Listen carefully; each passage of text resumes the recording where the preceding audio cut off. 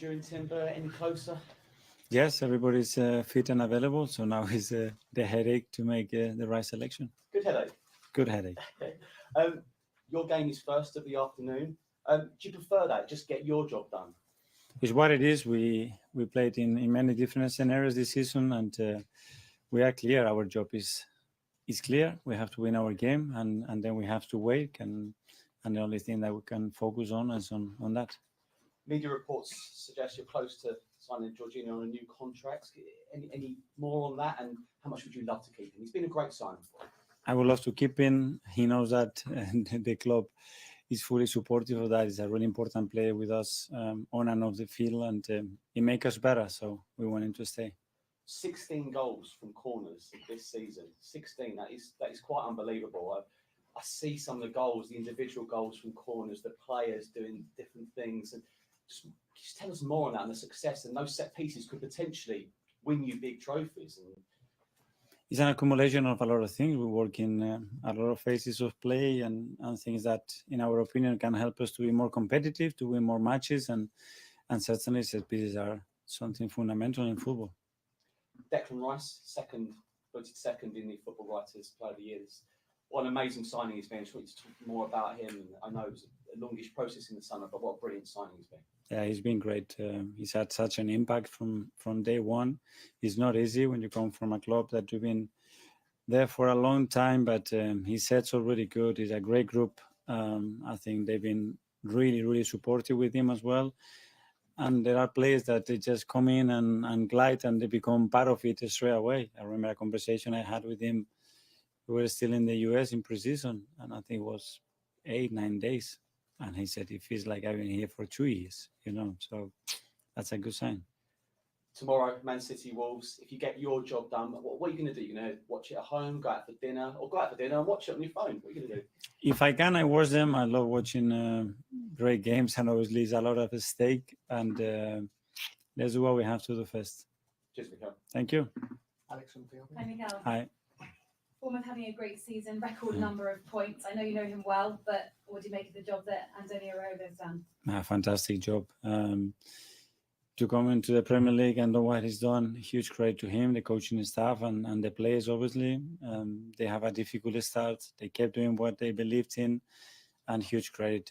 It's unbelievable what they've done in the manner that they've done it as well, which is, in my opinion, very important as well. And yeah, congratulate them, because it's a fantastic achievement. 97th minute winner scored against them last season. What are your memories of that game? Do you like winning like that?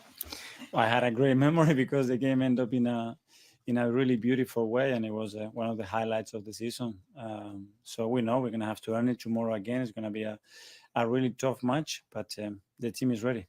How important is that never say die attitude at this stage of the season? Always. Well, at any stage, but now, obviously, with what is there to win, we know that you're going to have to win games in different ways, and that can be won. And hopefully tomorrow it's not that, but if it has to be to win it, welcome. How much are the players enjoying this running? Yeah, the energy is really good. We just had a training session, and the energy was fantastic again. They're really at it. They are really enthusiastic. We're going to give it a real go. Brilliant. Thank you. Good luck. Thank you. Right, talk sport. Hi, Mikel. Hi. Hope you're well. You passed 100 Premier League wins with that win over Tottenham Hotspur last week. You're the youngest manager to have achieved that. I just wondered how much that means to you, and how proud you are of the progress the team has made during your time here. Yeah, that's a contribution for a lot of people that in this journey has been extremely supportive, and obviously helps you to win games. So gratitude towards that, and it's just hopefully the beginning of something much bigger that can bring trophies, which is what we want. Bukayo Saka said after the game last week that he felt the side had learnt lessons from last year. What changes have you noticed in the group this season? Well, some of them are noticeable, but some others are as well related to what is happening in games. That it is different what was happening last year at Spurs as well. We had a very different game to the one that we had the previous year or against any other rivals. But we managed the situation quite well. It could have been better, and there's always room for improvement. But I think the team is more mature. Obviously, the health and condition of the squad is in a much better place right now. And all these factors, I think, contribute to be in a better position. I want to take you back to Declan Rice as well, because he's spoken recently about the excitement he felt when he heard about Arsenal were interested in him in his first conversations with you. Obviously, he played in a slightly different role at West Ham, where he was a bit more defensive, but here he's been allowed to get forward a lot more. Just how coachable has he been for you during your time working with him?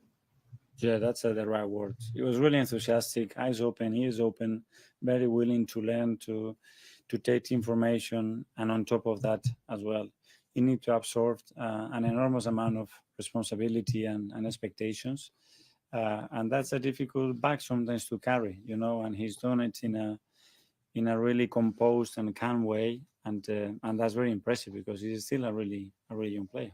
And lastly, before he came to Arsenal, one thing that was always said about him was that he needs to score more goals by some people. He's got 6 this season. How much more do you think there is to come from him there? I think there is much more there. We have to put in more situations for him to exploit that talent that he has. He needs to recognize as well certain situations earlier. He needs to build that relationship and chemistry within the units that he's playing with, something that is still quite raw, and especially with the amount of change that we made in that left side this season. So all this is going to contribute for his development, and hopefully we can see much more. That's great. Best luck tomorrow. Thank you. Thank you. What we see? Mikel, I know Hi. you don't do ifs, but if Partey and Timber have played a lot more this season, just how many extra points do you think they could be worth? And it's a shame, really, you haven't been able to get them out. How crucial could they be for the last few games? Do you have a coin? Ding! I have no clue. We have missed them because when you have them around, at the end, the team is more competitive. There's more quality there. There's more leadership there. That's for sure. But to be honest as well, the players that they played in their position, they've been exceptional. So let's see. Now, probably your question in 3-6 months' time when they have played hopefully a lot of games, I can be more concrete. If you win tomorrow, I think it's a Premier League record for Arsenal's wins. But what have you said to the players with 3 games to go about just seizing the moment with what's left? Absolutely, just focus and put all your energy and focus in finding that determination and that willingness to do our best to earn the right to win games. And the first one is Bournemouth. It's at home. It's going to be an unbelievable atmosphere again towards the game, and just be present and be in the moment, and let's see what happens. And just in terms of Guardiola, when he took over, he had a sort of bad spell at the beginning, 10 games, and then I think now they will be 5th in the league if the season started in November. Did you speak to him in that first 10 games, and like how has the team just changed so much? Yeah, and especially after our game, and they had a really difficult start in terms of fixtures as well, and that was a huge factor. But you could see that the team was always close to getting results and creating a lot of problems to opponents, and credit to him. He stood with his beliefs. He's a really good coach. He's a great person. I know since we were very little, and yeah, I wish him all the best. And did you speak in that 10 game period where he had a bit of trouble? No, we spoke after the game, especially after our game, and yeah, when you are in those periods on that you don't want to speak to nobody, But we had a little conversation there, and as well about my experiences and what I've been through, and sometimes helps. Mark PA? Hi. You've obviously had 2 massive London derby wins against Chelsea and Spurs. Yeah. Do you have to say anything to the players to make sure they treat tomorrow's game just as importantly as those 2 more eye-catching fixtures? Oh, the first thing that we did is just try to read, where's the spirit, where's the energy. They were talking about it already. Now it's Bournemouth. It's going to be even more important. Now we have momentum. Now we have to keep going. So they know what is at stake. A lot's been said about the 3-2 last year and the way you came back and the result. I suppose from your perspective tomorrow, you'd be happy if it was boring. As long as there's 3 points, you don't need a 97th-minute winner, do you? You'd be happy if it was just a boring win. I have a different game in my head for tomorrow, but yeah, we're going to have to perform really well tomorrow and be at our best. And if we do that, we have a really good chance of winning the game. I suppose at this point of the season, any little positive can help lift the players that little bit extra. So having Jurien back after such a long time out, Can that even give the rest of the squad a bit of a boost? It does, because it increases the quality of the training sessions for sure. You see how commandative, his leadership, his quality, and the rest, they have to lift it up, and they start to demand more for each other, and they look at each other and they say, I better be good because I want to keep playing, and this is all very positive for the squad. Simon, Sandra? Just on Julian, Mikel, so these are 3 high-profile, big-stage games. Do you feel, though, he's got that rhythm that he can make an impact, even if it's for sort of a 20-minute period? We're not going to know that till we throw in there. And it's tricky because it's only 3 games to go. He's missed 8 months of football. He's played only, 150 minutes of football with the under 21s. Yeah, it's a question that has to be resolved only by throwing on the pitch and see what happens. And we have to try to nail that decision when. Just one on David Raya, who can win the Golden Glove this season, which seems like quite an achievement given his missed games, difficult start to the season. I know there's that option on his loan to take up. Is it your expectation that will happen and that he'll be sort of here next season? Those conversations are for after the season. We will review where we are. Obviously, we are really happy with David and everything that is brought to the club, to the team. There's no question about it. But all those decisions are to be made between all of us at the club, and we'll see.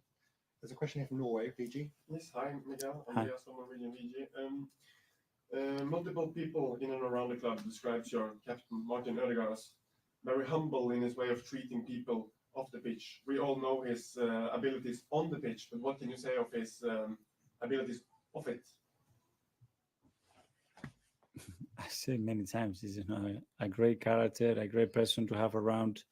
I think represents the values of our club in the best way, and he keeps maturing. He's going to have some personal experiences in the next months that I think is going to make him some very good, I think, for his progression as well as a person. We are here to help him. You say he has matured. He came very early in your period at the club. In what areas could you say he has changed, or as you say?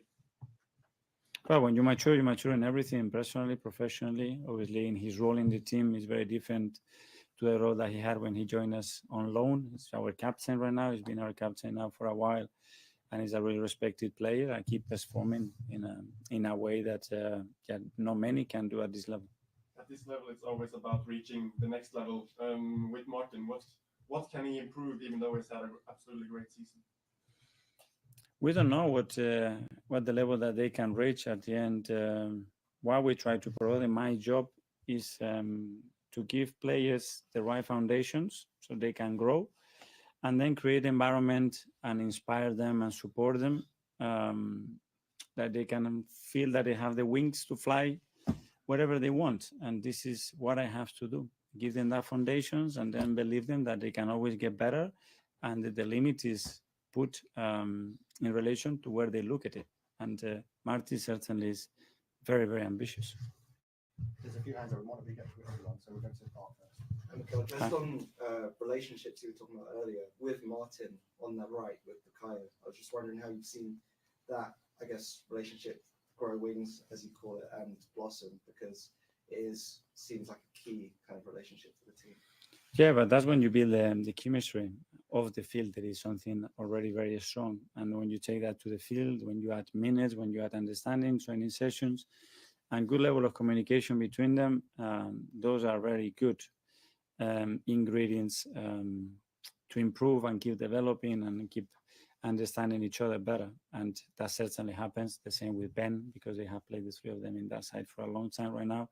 So yeah, it's quite solid at the moment. So what are those 3 like off the pitch together then? Yeah, they're very, very close. Obviously, they spent a lot of time together off the field as well, and that's something really important. You can tell the way they communicate with each other, where they look at each other, that there is something special there.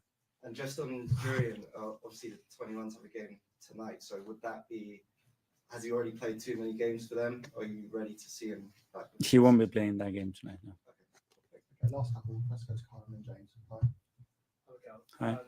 Last season's game against Bournemouth was obviously crazy in so many ways, but there's been less of those kind of games this season. There's been more control. I know Spurs on Sunday was a bit more like that, but generally this season it's been a lot more calmer in the games. Do you think that maybe cost you in that season, having that many sort of helter-skelter matches? And do you think maybe one of the reasons why you've improved so much this season is you've had calmer games for the most part?